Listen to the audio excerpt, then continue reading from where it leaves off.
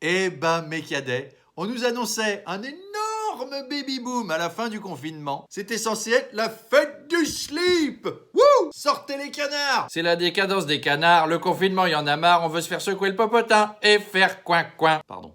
Oh ouais, on craque tous. Non mais voilà, on attendait du torride et... Déjà, on se sent moche, on vit en pyjama, niveau coiffure, c'est n'importe quoi. Bref, qu'on soit un célibataire qu'en peut plus, un couple amorphe en jogging devant Netflix, ou des amants qui doivent se voir en scred 1 heure dans une voiture sans se faire choper par les flics, c'est pas foufidou foufidou. Résultat, tu te raccroches à ce que tu peux. Avant, quand la voisine du dessus marchait en talons, ça t'énervait de ouf. Aujourd'hui, tu te dis, oh, elle porte des talons.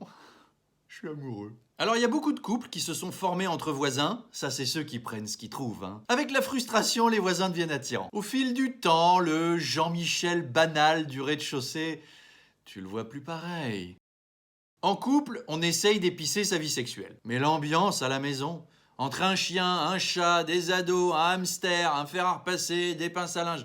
Pour trouver ça excitant, faut s'appeler Dominique Strauss-Kahn. Puis sinon, une fois que t'as fait le tour du Kama Sutra la première semaine, prétentieux, que t'as joué au plombier, au docteur, à la secrétaire, bref, à tous les métiers, tout ce qui reste, c'est commissaire à la Cour des comptes, bah t'es arrivé un peu au bout du truc, quoi. Et puis, avoir la même personne en face de soi H24, c'est pas bon pour la libido. Je veux dire, même si t'adores les nouilles, eh ben, nouilles le matin, nouilles le midi, nouilles le soir...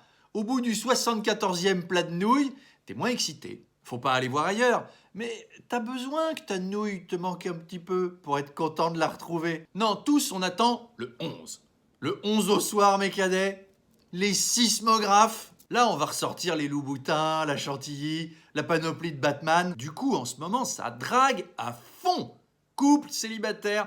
Tout le monde a envie de plaire à quelqu'un. Tiens, Tinder a enregistré 30% de conversations en plus. Alors, petit conseil à ceux qui cherchent l'amour sur Tinder, la photo la plus ressemblante, c'est la plus moche. En plus, on a tous mis des photos d'avant le confinement. Donc toi, tu fantasmes sur ça. Moi, dans la vie, je suis cardiologue et cosmonaute, et là, je viens de finir mon heure de muscu. Et en vrai, tu parles à ça.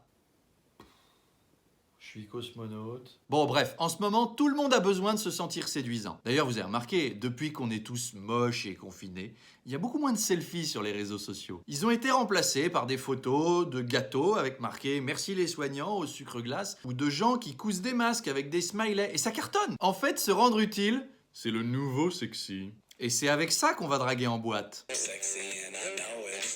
Wesh, couds des masques! Sinon, j'ai fait des gâteaux pour les éboueurs. Et nous, on est le personnel soignant. Nous aussi. Oui, bon, eux, ils trichent, ils étaient déjà sexy avant. Mais vous voyez, on est dans le généreux. Fini les selfies. Et pourtant, les gens se sont jamais autant dragués. C'est que ça doit leur plaire. C'est vrai qu'on est tous en manque de coiffeurs, d'esthéticiennes, on est en manque de l'étincelle dans l'œil de l'autre qui nous trouve canon. Mais avec le confinement, on réalise que ce qui nous rend séduisants, c'est pas forcément que ça. Alors ouais, aujourd'hui, on se sent tous moches, mais en vrai, il n'y a jamais eu autant de gens beaux dans ce pays. Allez, ciao.